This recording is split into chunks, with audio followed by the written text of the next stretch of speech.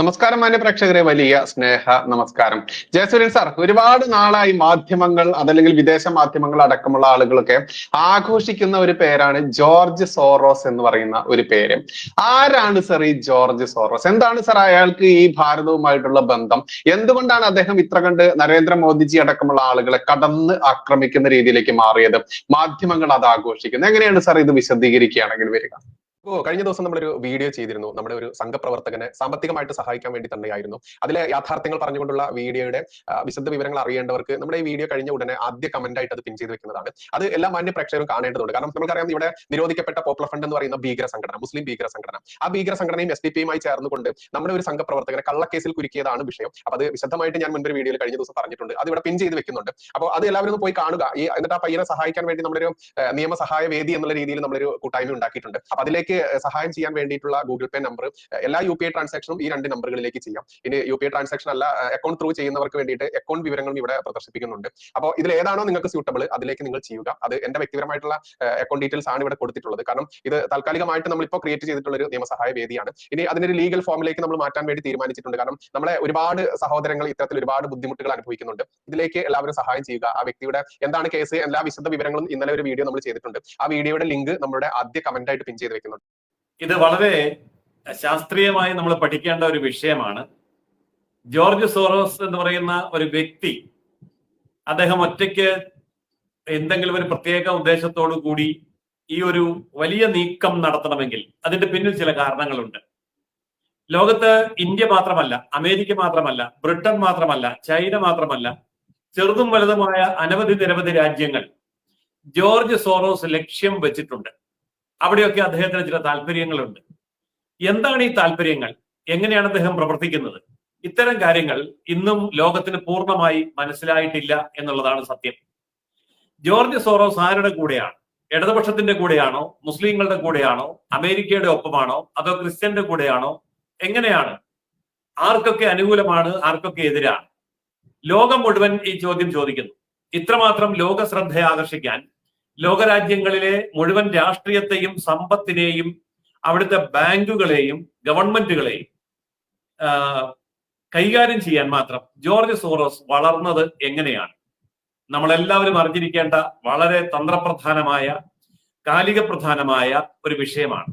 അതുകൊണ്ട് ആ വിഷയം നമുക്ക് എല്ലാ അർത്ഥത്തിലും പരിപൂർണമായി ചർച്ച ചെയ്ത് തീർക്കാൻ ദിവസങ്ങൾ വേണ്ടിവരും. എങ്കിലും നമ്മൾ അരമണിക്കൂർ സമയത്തിനുള്ളിൽ അതിന്റെ പ്രധാനപ്പെട്ട ഭാഗങ്ങൾ മാത്രം ഒന്ന് കടന്നു പോകാം, പ്രാഥമികമായ ഒരു അറിവിന് വേണ്ടി.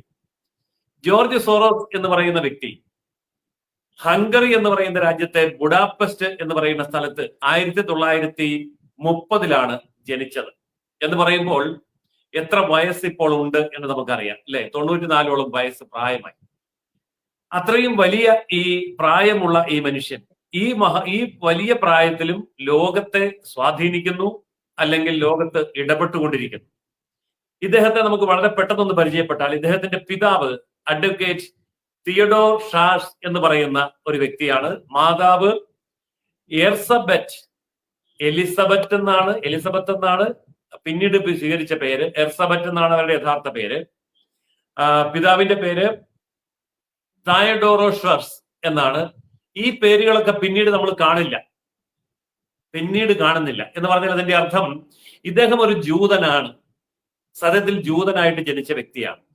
എന്നാൽ അദ്ദേഹം ജീവിച്ചിരിക്കുന്ന ഹംഗറി എന്ന് പറയുന്ന രാജ്യത്ത് ജൂതന്മാർക്ക് ജീവിക്കാൻ വയ്യാത്ത ഒരു അന്തരീക്ഷം ഉണ്ടാവുകയും ജൂതന്മാർ വേട്ടയാടപ്പെടുകയും ചെയ്ത കാലത്ത് പ്രാണരക്ഷാർത്ഥം പേര് മാറിയതാണ്. വീട്ടുപേരും പേരും ഒക്കെ മാറിയാണ് അദ്ദേഹത്തിന്റെ പിതാവ് ഇദ്ദേഹത്തിന്റെ കാലമാകുമ്പോൾ ഇദ്ദേഹവും വന്നത്.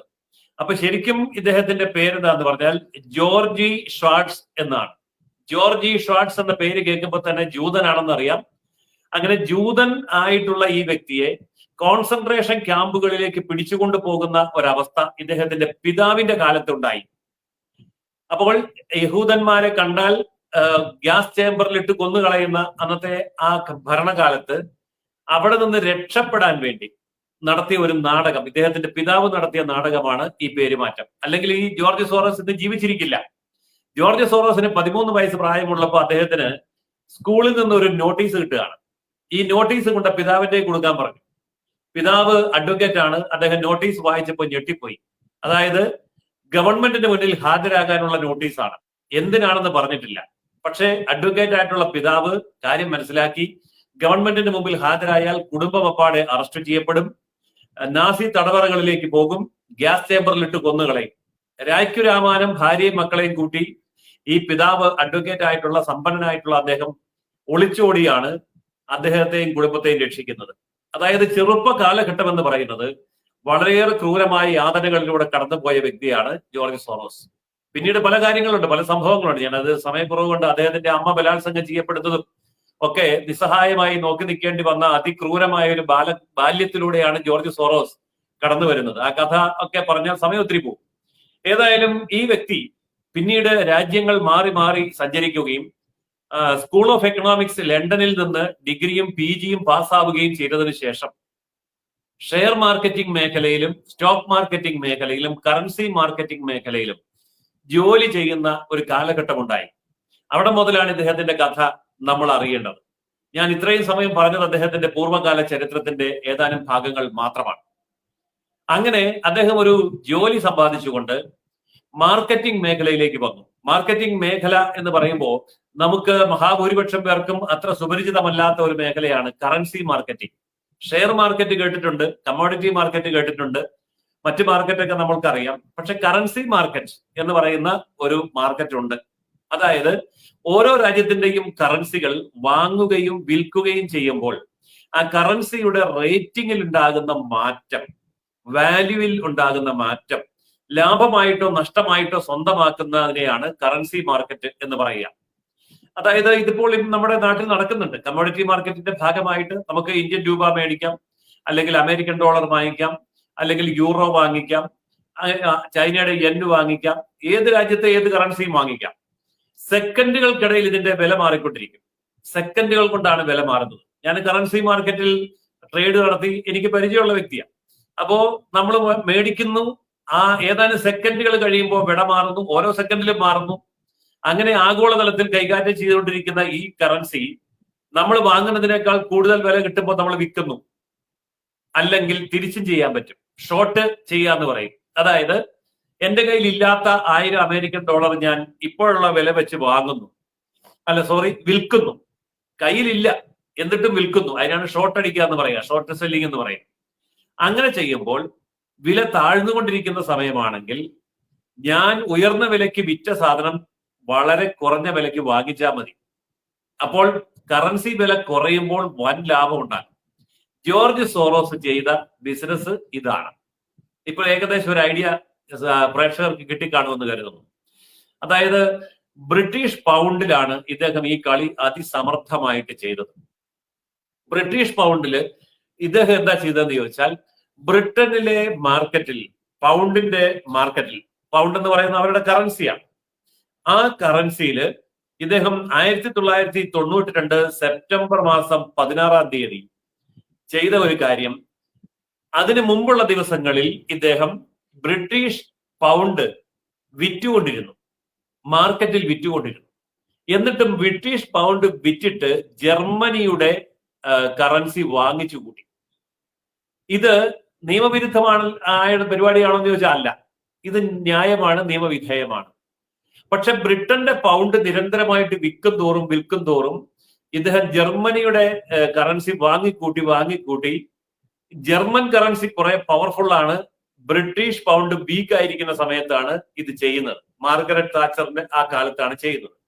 അങ്ങനെ ചെയ്യുമ്പോൾ ഈ ബ്രിട്ടീഷ് പൗണ്ടിന്റെ വില പിടിച്ചു നിർത്താൻ വേണ്ടി ബ്രിട്ടീഷ് ഗവൺമെന്റ് പലിശ നിരക്കുകൾ വർദ്ധിപ്പിച്ചു. 6% ഉണ്ടായിരുന്നത് 7% രക്ഷയില്ല, 10% രക്ഷയില്ല, 12% രക്ഷയില്ല, 15%.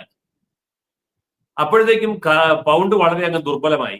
ഇദ്ദേഹം ചെയ്തത് എന്താണെന്നറിയാമോ? ഈ 6% ഉണ്ടായിരുന്ന പലിശ നിരക്കിന്റെ സമയത്ത് ഇങ്ങനെ വിറ്റുകൊണ്ടിരുന്ന സാധനം ജർമ്മൻ കറൻസിയിൽ അയാൾ വാങ്ങിച്ചു കൂട്ടിയ സാധനം, ഈ രണ്ട് കാര്യങ്ങൾ ജനങ്ങൾ അറിയാതെ, ഗവൺമെന്റ് അറിയാതെ മാർക്കറ്റിൽ ഇദ്ദേഹം വാങ്ങിച്ചുകൊണ്ടിരുന്നു. അപ്പോൾ ഇദ്ദേഹത്തിന്റെ ബിസിനസ് വളർന്നു. ഇദ്ദേഹത്തിന് ശതകോടീശ്വരാണ്. ഓരോ ദിവസവും അദ്ദേഹത്തിന് ബില്യൺ കണക്കിന് പൗണ്ടാണ് കിട്ടിക്കൊണ്ടിരുന്നത്, ലാഭം കിട്ടിക്കൊണ്ടിരുന്നത്. അങ്ങനെ ലാഭം കുമിഞ്ഞുകൂടി ലോകത്തെ ആദ്യത്തെ 30 സമ്പന്നരിൽ ഒരാളായി ഇദ്ദേഹം വളർന്നു.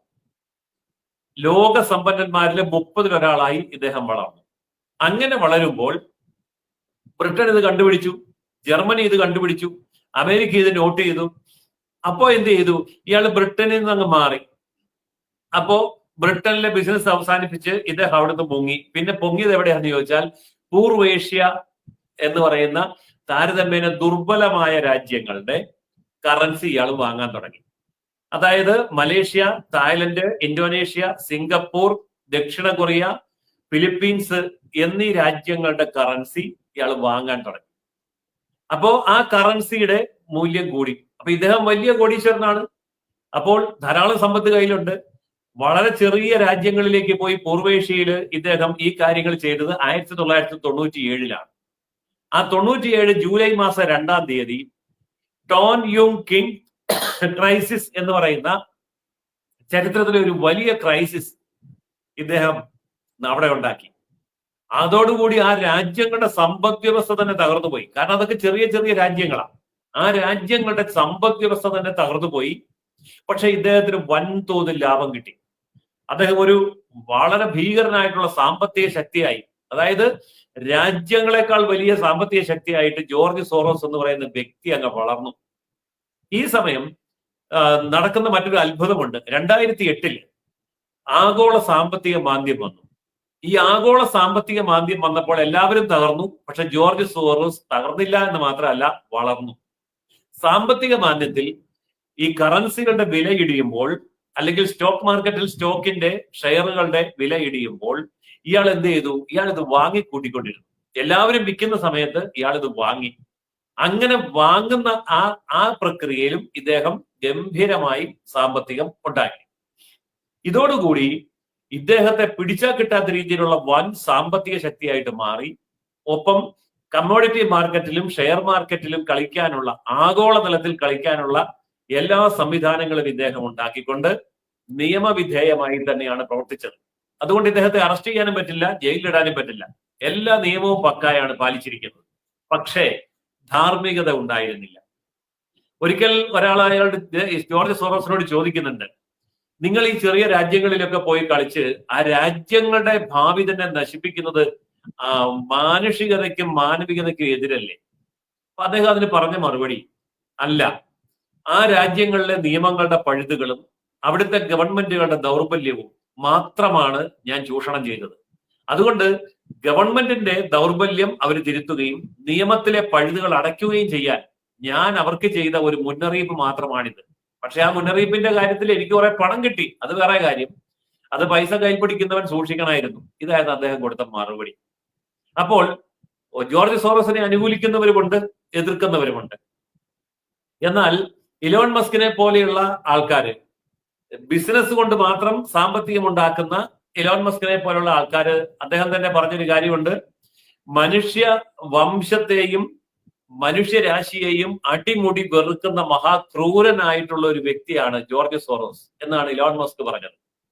കാരണം അവരൊക്കെ മാന്യമായിട്ട് ബിസിനസ് ചെയ്ത് സാമ്പത്തികം ഉണ്ടാക്കുന്നവരാ. ഇദ്ദേഹം അങ്ങനെയല്ല, തട്ടിപ്പും വെട്ടിപ്പും നിയമവിധേയമായിട്ട് നടത്തി, പിടിക്കപ്പെടാതെ ബിസിനസ് നടത്തി, ബ്രിട്ടൻ അടക്കമുള്ള രാജ്യങ്ങളുടെ സമ്പദ് വ്യവസ്ഥയെ അട്ടിമറിച്ച് അവിടുത്തെ ബാങ്കുകളെ പൊളിച്ച് അങ്ങനെ മുന്നോട്ട് പോകുന്ന വ്യക്തിയാണ്. ഇതിന്റെ പുറകിലുള്ള കാര്യം എന്താണെന്നുള്ളത് ഞാൻ പിന്നീട് വിശദീകരിക്കാം. എന്തിനാണ് ഇയാൾ ഇതൊക്കെ ചെയ്യുന്നത് എന്നുള്ളത് പറയാം. ഈ കഴിഞ്ഞ അമേരിക്കൻ പ്രസിഡന്റ് തെരഞ്ഞെടുപ്പിൽ ട്രംപ് തോക്കാൻ വേണ്ടിയായിരുന്നു ഇദ്ദേഹം വളരെയേറെ പണിപ്പെട്ടത്. $32 ബില്യൺ ഇദ്ദേഹം രാജ്യങ്ങളുടെ തെരഞ്ഞെടുപ്പിനെ നിയന്ത്രിക്കാൻ വേണ്ടി മാത്രം മാറ്റി വെച്ചിരിക്കുന്നത്. ഇതിനു വേണ്ടി അദ്ദേഹത്തിന് മനോഹരമായ ഒരു സംഘടനയുണ്ട്. അതിന്റെ പേര് ഓപ്പൺ സൊസൈറ്റി ഫൗണ്ടേഷൻ എന്നാണ്. ഈ ഓപ്പൺ സൊസൈറ്റി ഫൗണ്ടേഷൻ എന്ന് പറയുന്ന ഈ ആശയം അദ്ദേഹത്തിന്റെ സ്കൂൾ ഓഫ് എക്കണോമിക്സിലെ ഒരു പ്രൊഫസറിൽ നിന്ന്, ഗുരുവിൽ നിന്ന് കിട്ടിയ ആശയമാണ്. ഗുരുവിന് ആശയം മാത്രമേ ഉണ്ടായിരുന്നുള്ളൂ, പക്ഷെ ഇദ്ദേഹം അത് ഭംഗിയായിട്ട് നടപ്പിലാക്കി. ഇതൊരു NGO ആണ്, അന്താരാഷ്ട്ര NGO ആണ്. ഈ NGOയുടെ പ്രവർത്തന ലക്ഷ്യം എന്താണ്? ആ NGO പറയുന്നു, ജനാധിപത്യം, മതേതരത്വം, മനുഷ്യത്വം, മനുഷ്യ അവകാശം ഇത് സംരക്ഷിക്കാൻ ഈ ഒരു സംഘടന പ്രവർത്തിക്കുന്നു. ലോകത്തെ പല രാജ്യങ്ങളിലും ജനാധിപത്യ അപകടത്തിലാണ്, മതേതരത്വം അപകടത്തിലാണ്. അതുപോലെ തന്നെ മനുഷ്യരാശിയുടെ മേലുള്ള നഗ്നമായ കടന്നുകയറ്റം, അവകാശ ലംഘനം, മനുഷ്യാവകാശ പ്രശ്നങ്ങൾ ഇതൊക്കെ കൃത്യമായി ഭംഗിയായി കൊണ്ടുപോകാൻ വേണ്ടി ഒരു NGO ഞാൻ ഉണ്ടാക്കിയിരിക്കുന്നു. ആ NGO ആണ് ഓപ്പൺ സൊസൈറ്റി ഫൗണ്ടേഷൻ. ഈ ഓപ്പൺ സൊസൈറ്റി ഫൗണ്ടേഷന്റെ പ്രവർത്തനത്തിന് വേണ്ടി പ്രതിവർഷം ഇദ്ദേഹം കൊടുത്തുകൊണ്ടിരിക്കുന്നത് $32 ബില്യൺ എന്ന് പറയുമ്പോൾ 32 ബില്യൺ കോടി $32 ബില്യൺ കോടി ഇദ്ദേഹം കൊടുത്തുകൊണ്ടിരിക്കുന്നത്. നമുക്കൊന്ന് സങ്കല്പിക്കാൻ കഴിയാത്ത, നമ്മുടെ ഒന്ന് തലച്ചോറിനകത്ത് ഉൾക്കൊള്ളാൻ പറ്റാത്ത വലിയ തുകയാണ്. അപ്പോൾ ഇത്രയും വലിയ തുക ഇദ്ദേഹം ഈ ലോക രാജ്യങ്ങളിലേക്ക് പമ്പ് ചെയ്യുന്നത് എങ്ങനെയാണെന്ന് പറയാം. ഇപ്പോൾ ഇന്ത്യയിലേക്ക് അദ്ദേഹത്തിന് കുറെ പണം ഇങ്ങോട്ട് പമ്പ് ചെയ്യണമെന്നുണ്ടെങ്കിൽ ഈ ഓപ്പൺ സൊസൈറ്റി ഫൗണ്ടേഷനുമായി ബന്ധപ്പെട്ട് നിൽക്കുന്ന NGO-കളെ ഇദ്ദേഹം വിളിക്കും. ഇന്ത്യയിലെ NGO-കളെ വിളിക്കുന്നു. അപ്പോൾ ഇവിടുത്തെ കുറെ ട്രസ്റ്റുകള്, സൊസൈറ്റികള്, അങ്ങനെയുള്ള NGO-കൾ ഇദ്ദേഹത്തിന്റെ ഓപ്പൺ സൊസൈറ്റി ഫൗണ്ടേഷനുമായിട്ട് ടൈപ്പ് ഉണ്ടാക്കുന്നു. അങ്ങനെ ടൈപ്പ് ഉണ്ടാക്കുന്ന ഫൗണ്ടേഷനുകൾക്ക്, സൊസൈറ്റികൾക്ക്, ട്രസ്റ്റുകൾക്ക് ഇദ്ദേഹം പണം കൊടുക്കുന്നു. ഇദ്ദേഹം കൊടുക്കുന്ന പണം എന്തിനു വേണ്ടിയാണ്? ജനാധിപത്യ മൂല്യങ്ങൾ സംരക്ഷിക്കാൻ, മതേതരത്വം ഉയർത്തിപ്പിടിക്കാൻ, ഭരണഘടന സംരക്ഷിക്കാൻ, നിയമവാഴ്ച ഉറപ്പുവരുത്താൻ, സ്ത്രീകളുടെയും കുട്ടികളുടെയും അവകാശങ്ങൾ സംരക്ഷിക്കാൻ, മനുഷ്യ അവകാശം സംരക്ഷിക്കാൻ. ആർക്കെങ്കിലും കുറ്റം പറയാൻ പറ്റുമോ? എന്ത് നല്ല മനുഷ്യൻ! നല്ല നല്ല കാര്യങ്ങൾക്ക് വേണ്ടിയാണ്. പക്ഷേ ഇതിന്റെ ഉദ്ദേശം എന്താണെന്ന് വെച്ചാൽ, ഈ പറഞ്ഞ പേരിൽ ആർക്കും എതിർക്കാൻ കഴിയാത്ത ചില നല്ല കാര്യങ്ങളുടെ പേരിൽ ഈ വരുന്ന ഫണ്ട് ആർക്കാണ് കൊടുക്കുന്നത് എന്നുള്ളിടത്താണ് ഇതിന്റെ കളി കിടക്കുന്നത്. ഇന്ത്യയിൽ ഈ ഫണ്ട് ഏറ്റവും കൂടുതൽ കൈപ്പറ്റി പ്രവർത്തനം നടത്തിയത് ശ്രീമതി സോണിയാഗാന്ധിയാണ്. ആ സോണിയാഗാന്ധിയുടെ പ്രവർത്തനങ്ങൾക്ക് ഈ ഫണ്ട് ഉപയോഗിക്കുന്നു. ഈ ഫണ്ട് ഉപയോഗിച്ചുകൊണ്ട് എന്തൊക്കെയാ ചെയ്യുന്നത്? ഭരണഘടന സംരക്ഷിക്കുന്നു. ഇനിയാണ് നമുക്കിതിന്റെ കള്ളി വെളിച്ചത്ത് വരുന്നത്. കുറെ കാലമായിട്ട് രാഹുൽ ഗാന്ധി ഒരു കൊച്ചു പുസ്തകമായിട്ട് നടപ്പുണ്ടല്ലോ, ഇതും പൊക്കിപ്പിടിച്ചുകൊണ്ടാണല്ലോ നടക്കുന്നത്. എന്താ? ഇന്ത്യൻ ഭരണഘടന അപകടത്തിലാണ്, ആ ഭരണഘടന സംരക്ഷിക്കണം എന്ന് പറഞ്ഞാൽ അമ്മയ്ക്ക് സോറോസ് കുറെ പൈസ കൊടുത്തിട്ടുണ്ട്. ആ പൈസയായിട്ടാണ് മോൻ കൊച്ചു പുസ്തകം വിൽക്കാൻ ഇറങ്ങിയിരിക്കുന്നത്. അപ്പോ കാര്യം മനസ്സിലായല്ലോ. ഇത് വളരെ കൃത്യമായിട്ട് കേന്ദ്ര ആഭ്യന്തര സഹമന്ത്രി കിരൺ റിജിജു പറയുന്നുണ്ട്. അതുപോലെ തന്നെ ധാരാളം BJP നേതാക്കന്മാരെ ഈ വിഷയം എടുത്തിട്ട് അലക്കുന്നുണ്ട്. അപ്പോഴൊക്കെ പറയുന്നത് ഇത് BJPയുടെ ഒരു അജണ്ടയാണ്, അത് വർഗീയമാണ്, അതുകൊണ്ടാണ് എന്നൊക്കെ പറയും. പക്ഷേ ഇന്നത്തെ അമേരിക്കൻ പ്രസിഡന്റ് ഈ ജോർജ് സോറോസിന്റെ ശത്രുവാണ് എന്നതുപോലെ തന്നെ മോദിയും അദ്ദേഹത്തിന്റെ ശത്രുവാണ്. അതുകൊണ്ട് ജോർജ് സോറോസ് ഇന്ത്യയെ കുറിച്ച് പറയുന്നത്, ഇന്ത്യയിൽ ജനാധിപത്യം ഇല്ല, ഇന്ത്യയിൽ മതേതരത്വം ഇല്ല, അതുകൊണ്ട് ഇന്ത്യയിൽ മനുഷ്യാവകാശങ്ങൾ സംരക്ഷിക്കാൻ സാധിക്കുന്നില്ല, അതുകൊണ്ട് നരേന്ദ്രമോദി അധികാരത്തിൽ നിന്ന് വേണ്ടി മാറ്റണം, ട്രംപിനെ അമേരിക്കയിൽ അധികാരത്തിൽ നിന്ന് മാറ്റണം, ഇന്ത്യയിൽ നരേന്ദ്രമോദിയെ മാറ്റണം, ചൈനയിലെ പ്രധാനമന്ത്രിയെ, പ്രസിഡന്റിനെ മാറ്റണം. ഇങ്ങനെ ഇദ്ദേഹത്തിന് ചില രാജ്യങ്ങളിലൊക്കെ അധികാരികളെ മാറ്റണം. അദ്ദേഹത്തിന്റെ വലിയ ആഗ്രഹം. അതിന്റെ പേര് അദ്ദേഹം പറയുന്നത് ജനാധിപത്യം ഇല്ല, മതേതരത്വമില്ല, മനുഷ്യാവകാശമില്ല. എല്ലാവർക്കും ഇഷ്ടപ്പെടുന്ന ചില കാര്യങ്ങളാണ് പറയുന്നത്. ഇന്ത്യയിൽ നടന്നുകൊണ്ടിരിക്കുന്ന കർഷക പ്രക്ഷോഭങ്ങളുടെ പിന്നിൽ ജോർജ് സോറോസിന്റെ ഫണ്ട് വാങ്ങിച്ചിരിക്കുന്ന എത്ര ട്രസ്റ്റുകളും സൊസൈറ്റികളും പ്രവർത്തിക്കുന്നുണ്ട് എന്നുള്ളത് അന്വേഷണ റിപ്പോർട്ട് പുറത്തു വരുമ്പോഴാണ് ഇതിന്റെയും കള്ളി വെളിച്ചത്ത് വരിക. ചുരുക്കി പറഞ്ഞാൽ അമേരിക്കയും യൂറോപ്പും ഇന്ത്യയും ചൈനയും അതുപോലെ തന്നെ റഷ്യയും എന്ന് വേണ്ട വലുതും ചെറുതുമായ ലോകരാജ്യങ്ങളിലെല്ലാം അവിടുത്തെ ഭരണകൂടങ്ങളെ അട്ടിമറിക്കുക, ജനാധിപത്യ ഭരണകൂടമാണെങ്കിൽ ജനാധിപത്യപരമായി അട്ടിമറിക്കുക, പട്ടാള ഭരണകൂടമാണെങ്കിൽ പട്ടാളപരമായി അട്ടിമറിക്കുക, മതതീവ്രവാദ ഭരണകൂടമാണെങ്കിൽ അങ്ങനെ അട്ടിമറിക്കുക. അതിനുവേണ്ടി ഇദ്ദേഹം ചെയ്യുന്ന പ്രവർത്തനങ്ങൾ വാർത്താ മാധ്യമങ്ങൾക്ക് പണം കൊടുക്കുക, സാമൂഹ്യ സേവന രംഗത്ത് നിൽക്കുന്ന സോഷ്യൽ സർവീസ് സംഘടനകൾ NGO-കൾക്ക് പണം കൊടുക്കുക, അതുമായി ബന്ധപ്പെട്ട് നിൽക്കുന്ന ഇൻഫ്ലുവൻസ് പീപ്പിൾ, അതായത് പണ്ഡിതന്മാര്, എഴുത്തുകാര്, പത്രപ്രവർത്തകര്, ബുദ്ധിജീവികള്, സാഹിത്യ സാംസ്കാരിക നായകന്മാര്, ഇവർക്കൊക്കെ ഫണ്ട് കൊടുക്കുക. ഇതൊക്കെ നിയമവിധേയമായി അവരുടെ ട്രസ്റ്റുകളിലൂടെയും സൊസൈറ്റികളിലൂടെയുമാണ് കൊടുക്കുന്നത്. അപ്പോൾ ആർക്കും ഒരു കുറ്റവും പറയാനും പറ്റില്ല. എല്ലാത്തിനും കൃത്യമായി നികുതി അടയ്ക്കുന്നുണ്ട്, സർക്കാരിന്റെ എല്ലാ നിയമങ്ങളും പാലിക്കുന്നുണ്ട്. അതുകൊണ്ട് ജോർജ് സോറോസിനെ ആർക്കും അറസ്റ്റ് ചെയ്യാനും പറ്റില്ല. അത്ര വിദഗ്ധമായിട്ട് ഈ രാജ്യങ്ങളിൽ ഇദ്ദേഹം എന്തിനാണ് ഇടപെടുന്നത് എന്ന് പറയുമ്പോഴാണ് ഇതിന്റെ വസ്തുത സാധാരണക്കാർക്ക് മനസ്സിലാവുന്നത്. അതായത് ഇന്ത്യയിലെ ഷെയർ മാർക്കറ്റിൽ, ഇന്ത്യയിലെ കമ്മോഡിറ്റി മാർക്കറ്റിൽ, ഇന്ത്യയിലെ കറൻസി മാർക്കറ്റിൽ ജോർജ് സോറോസിന് ബിസിനസ് ഉണ്ട് എന്നിരിക്കട്ടെ. അങ്ങനെയൊക്കെ ചെയ്യാൻ പറ്റും. അന്താരാഷ്ട്ര രംഗത്ത് അത്തരം ബിസിനസ് മേഖലകളുണ്ട്. അപ്പോൾ ഇന്ത്യയിൽ ഈ ഇദ്ദേഹം ഉദ്ദേശിക്കുന്ന സ്റ്റോക്ക് അല്ലെങ്കിൽ കമ്പനി ഷെയർ, ഈ കമ്പനി ഷെയർ താഴെ വരണമെങ്കിൽ ആ കമ്പനി തകരണം, അല്ലെങ്കിൽ ആ കമ്പനിക്കെതിരായിട്ടുള്ള എന്തെങ്കിലും ഒരു മോശമായ വാർത്ത വരണം. ഇവിടെയാണ് ജോർജ് സോറോസിന്റെ പ്രതിയോഗിയായി അദ്ദേഹം കരുതുന്ന അദാനിയുടെ കമ്പനികളെ അദ്ദേഹം ലക്ഷ്യം വെച്ചത്. അദാനിയുടെ കമ്പനികളെ ലക്ഷ്യം വെക്കുമ്പോൾ രണ്ട് ഗുണമാണ്. ഒന്ന്, ഇന്ത്യയിലെ ഏറ്റവും വലിയ സമ്പന്നനാണ് അദാനി. അദാനിയെ ലക്ഷ്യം വെച്ചുകൊണ്ട് ഹിൻഡൻബർഗ് പോലെയുള്ള ചില വാർത്തകൾ സൃഷ്ടിച്ച് ഇന്ത്യയിൽ പ്രചരിപ്പിക്കുക. ഈ വാർത്ത പൊക്കിപ്പിടിച്ചുകൊണ്ട് നമ്മുടെ പാർലമെന്റ് അംഗങ്ങൾ, പ്രതിപക്ഷ പാർട്ടി നേതാക്കൾ പാർലമെന്റിൽ ബഹളം വയ്ക്കുക. പിറ്റേ ദിവസം വാർത്താ മാധ്യമങ്ങളിൽ വലിയ വാർത്തകൾ വരിക. അദാനിയുടെ ഷെയറുകൾ വൻതോതിൽ ഇടിയുക. എന്താ കാര്യം? അദാനിയുടെ ഷെയറിൽ ഇയാൾ ഷോർട്ട് സെല്ലിംഗ് നടത്തിയിട്ടുണ്ട്. ആര്? George Soros. എന്നാ ജോർജ് സോറോസ് എന്ന പേരിലാണോ നടത്തിയിരിക്കുന്നത്? അല്ല. ജോർജ് സോറോസ് പണം കൊടുത്ത് പല കമ്പനികളെ കൊണ്ടും പല സ്ഥാപനങ്ങളെ കുറിച്ചും കൊണ്ടും അദാനി കമ്പനികളിൽ ഷോർട്ട് സെല്ലിംഗ് നടത്തും. എന്തിനാ അദാനി കമ്പനി ഷോർട്ട് സെല്ലിംഗ് നടത്തുന്നത്? അദാനി കമ്പനിയുടെ ഷെയറുകൾക്ക് വലിയ വാല്യൂ ഉണ്ട്, വലിയ വോളിയമുണ്ട്. മാർക്കറ്റിൽ നല്ല വൊളാറ്റിലിറ്റി ഉള്ള സമയത്ത് ഇത് അങ്ങോട്ടും ഇങ്ങോട്ടും വിൽക്കുകയും വാങ്ങുകയും ചെയ്യുമ്പോൾ കോടാനുകോടി ഡോളറിന്റെ ലാഭം ഉണ്ടാക്കാൻ പറ്റും. അവിടെ അദാനി തകർന്നാലേ അയാൾക്ക് കുഴപ്പമില്ല, മോദിജി തകർത്താൽ കുഴപ്പമില്ല, ഇന്ത്യൻ സമ്പദ് വ്യവസ്ഥ തകർന്നാൽ കുഴപ്പമില്ല. അതൊന്നും അദ്ദേഹത്തെ ബാധിക്കുന്ന കാര്യമല്ല. കാരണം അങ്ങേര് അമേരിക്കയിലാണ്, അദ്ദേഹത്തിന് കുഴപ്പമൊന്നുമില്ല. ഇനി അമേരിക്ക അദ്ദേഹത്തെ പുറത്താക്കിയാലോ? ഹംഗറിയിൽ അദ്ദേഹത്തിന് പൗരത്വമുണ്ട്. ഹംഗറി എന്ന് പറയുന്ന പാവൻ രാജ്യത്ത് ഇത്ര വലിയൊരു സമ്പന്നനുള്ളത് അവർക്ക് ഭാഗ്യമാണ്. അതുകൊണ്ട് അമേരിക്ക പുറന്തള്ളിയാൽ ഹംഗറിയിലും, ഹംഗറി പുറന്തള്ളിയാൽ അമേരിക്കയിലും നിൽക്കാൻ രണ്ട് വള്ളത്തെ കാല് വെച്ചേ ആള് നിൽക്കുന്നത്. അപ്പോൾ ഇതാണ് ഇദ്ദേഹത്തിന്റെ യഥാർത്ഥ താല്പര്യം. അപ്പോൾ അദാനിയുടെ കാര്യത്തിൽ, മോദിജിയുടെ കാര്യത്തിൽ, ഭരണഘടനയുടെ കാര്യത്തിൽ, മനുഷ്യാവകാശത്തിന്റെ കാര്യത്തിൽ, ജനാധിപത്യത്തിന്റെ കാര്യത്തിൽ, മതേതരത്വത്തിന്റെ കാര്യത്തിൽ ഇന്ത്യയിൽ കാട്ടിക്കൂട്ടുന്ന മുഴുവൻ കോപ്രായങ്ങളും ഈ ജോർജ് സോറോസിന്റെ പണം പറ്റിക്കൊണ്ട് നടത്തുന്ന പൊറാട്ട് നാടകങ്ങളാണ്. ഇത് ഇന്ത്യയിൽ മാത്രമല്ല, ഇത് ബ്രിട്ടനിൽ നടന്നു, ഇത് അമേരിക്കയിൽ നടന്നു, ഇത് റഷ്യയിൽ നടക്കുന്നുണ്ട്. അതുപോലെ ഞാൻ നേരത്തെ പറഞ്ഞ പാവപ്പെട്ട കൊച്ചു കൊച്ചു രാജ്യങ്ങളിൽ നടക്കുന്നുണ്ട്. ചൈനയോട് ഇയാൾ പരമാവധി ചൈന തകർക്കാൻ വേണ്ടി നോക്കുന്നുണ്ട്, ചൈനീസ് മാർക്കറ്റിൽ ലാഭം ഉണ്ടാക്കാൻ. ഇദ്ദേഹത്തിന് രാജ്യങ്ങളോടൊന്നും വിരോധമൊന്നുമില്ല.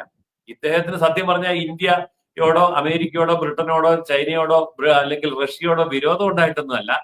അവിടെ എങ്ങനെയെങ്കിലും അലമ്പുണ്ടാക്കി നശിപ്പിച്ചു കഴിയുമ്പോൾ അവിടുത്തെ മാർക്കറ്റ് കുത്തിവാരാം. അവിടുത്തെ ബാങ്കുകളുടെ പണം, അവിടുത്തെ കറൻസി, ഇത് മൊത്തം ഇദ്ദേഹത്തിന്റെ പോക്കറ്റിലാവും. ബ്രിട്ടീഷ് കറൻസിയുടെ മഹാഭൂരിപക്ഷവും ജോർജ് സോറോസിന്റെ കയ്യിലായി. ബ്രിട്ടീഷ് പൗണ്ട്, രാജ്യം വിഷമിച്ചു പോയി. ബ്രിട്ടൻ എന്ന് പറയുന്ന മഹാശക്തമാനായിട്ടുള്ള ആഗോള ശക്തി ജോർജ് സോറോസിന്റെ കച്ചവട ബുദ്ധിക്ക് മുമ്പിൽ വിറച്ചുപോയി. അങ്ങനെ വിറച്ചു നിന്ന സമയത്താണ് ഒരൊറ്റ ദിവസം 6% ഉണ്ടായിരുന്ന ബ്രിട്ടീഷ് പൗണ്ടിന്റെ പലിശ നിരക്ക് ഒരൊറ്റ ദിവസം കൊണ്ട് 12 വൈകുന്നേരം രാത്രി 12 മണിക്ക് 15%. അതായത് 12 മണിക്കൂറിനിടയിൽ 15% ബ്രിട്ടീഷ് പൗണ്ടിന്റെ പലിശ നിരക്ക് ഉയർത്തേണ്ടി വരികയും പൗണ്ട് തകർന്ന് താഴെ പോവുകയും ചെയ്തു. ഒരൊറ്റ മനുഷ്യൻ കാരണം, ജോർജ് സോറോസ്. അയാൾക്ക് ബ്രിട്ടനോട് എതിർപ്പുണ്ടായിട്ടൊന്നുമല്ല, അയാൾ ബ്രിട്ടനിൽ പഠിച്ചതാ. പക്ഷെ സംഗതി എന്താണ്? യാതൊരു ധാർമ്മികതയില്ലാതെ, യാതൊരു മനുഷ്യത്വവും മര്യാദയും ഇല്ലാതെ എനിക്ക് പണം ഉണ്ടാക്കണം, എനിക്ക് പണം ഉണ്ടാക്കണം എന്നൊരൊറ്റ ലക്ഷ്യത്തിന് വേണ്ടി NGO-കളെ, പത്രങ്ങളെ, മാധ്യമങ്ങളെ, പ്രതിപക്ഷ നേതാക്കന്മാരെ ഒക്കെ എങ്ങനെ ഉപയോഗിക്കണം എന്നുള്ളത് വളരെ ശാസ്ത്രീയമായി, നിയമവിധേയമായി നടത്തിക്കൊണ്ടിരിക്കുന്ന അന്താരാഷ്ട്ര ഭീകരനാണ് ഈ വ്യക്തി.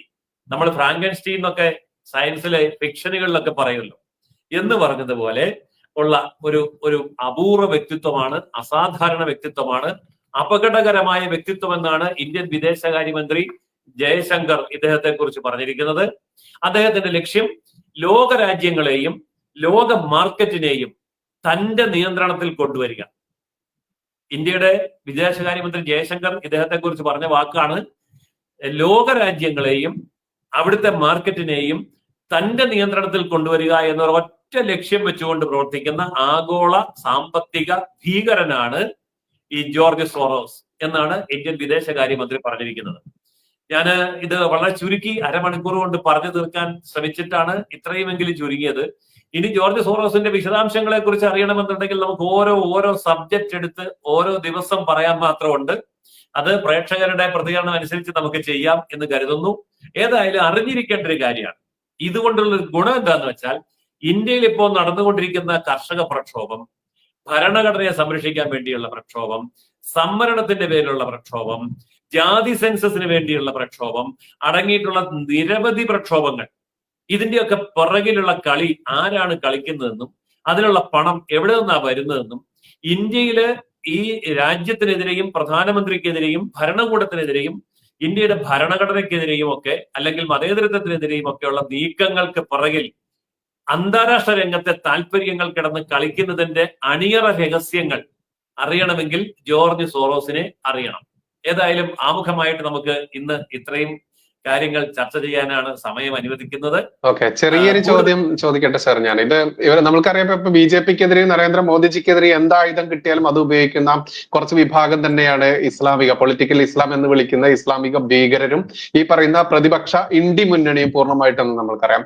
ഈ മോദിജിയെ ലക്ഷ്യം വെച്ച് ചെയ്യുന്ന, നമ്മുടെ ഭാരതത്തെ ലക്ഷ്യം വെച്ച് ചെയ്യുന്ന ഇത് ബാധിക്കുക ഈ പറയുന്ന BJPയെയും RSSനെയും അതല്ലെങ്കിൽ ഹിന്ദുത്വ സംഘടനയെയും മാത്രമാണോ എന്ന് മാത്രം ഒന്ന് എക്സ്പ്ലെയിൻ ചെയ്ത. ഈ പൊട്ടന്മാർക്ക് വേണ്ടിയിട്ട് മാത്രമാണ് സാർ ഇത് ക്ലിയർ ആണ് എന്നിരുന്നാലും ഒന്നുകൂടെ. അതായത് സത്യത്തിൽ ഇത് ബാധിക്കുന്നത് നരേന്ദ്രമോദിയോ അല്ലെങ്കിൽ BJPയോ അല്ല. കാരണം നരേന്ദ്രമോദിയും BJPയും ഈ ആപത്തിനെ മുൻകൂട്ടി മനസ്സിലാക്കിയിട്ടുണ്ട്. അവർക്കിതിന്റെ തിക്തഫലം അനുഭവിക്കേണ്ടി വന്നിട്ടുണ്ട്. ഇപ്പൊ കഴിഞ്ഞ തവണ BJPക്ക് സീറ്റ് കുറഞ്ഞത് എന്തുകൊണ്ട്, ഒറ്റയ്ക്ക് ഭൂരിപക്ഷം കിട്ടാത്തത് എന്തുകൊണ്ട് എന്നുള്ളതൊക്കെ പുറകോട്ട് അന്വേഷിച്ച് ചെല്ലുമ്പോൾ പുറകിൽ സോറോസിന്റെ കളിയുണ്ട് എന്നുള്ളത് മനസ്സിലായി. സോറോസ് ഉദ്ദേശിച്ചിരുന്നത് നരേന്ദ്രമോദിയെ അധികാരഭ്രഷ്ടനാക്കിക്കൊണ്ട് രാഹുൽ ഗാന്ധിയെ പ്രധാനമന്ത്രിയാക്കാൻ തന്നെയാണ് സോറോസ് ഉദ്ദേശിച്ചിരുന്നത്. പക്ഷെ കളി ഏശിയില്ല, കളി നടന്നില്ല. ബ്രിട്ടനിൽ അദ്ദേഹം വിജയിച്ചു, അതുപോലെ പല രാജ്യങ്ങളിലും വിജയിച്ചു. പക്ഷെ ഇന്ത്യയിൽ വിജയിച്ചില്ല. അമേരിക്കയിൽ ഇത്തവണ ട്രംപിനെ മുമ്പിൽ തോപ്പിക്കാൻ നോക്കി, അമേരിക്കയിൽ വിജയിച്ചില്ല. പുടിനെ ഇറക്കാൻ നോക്കി, പുടിന്റെ അടുത്തും വിജയിച്ചില്ല. അതായത് ഇന്ത്യയിലും റഷ്യയിലും അമേരിക്കയിലും വിജയിച്ചില്ല, പക്ഷെ മറ്റ് പല രാജ്യങ്ങളിലും വിജയിച്ചു.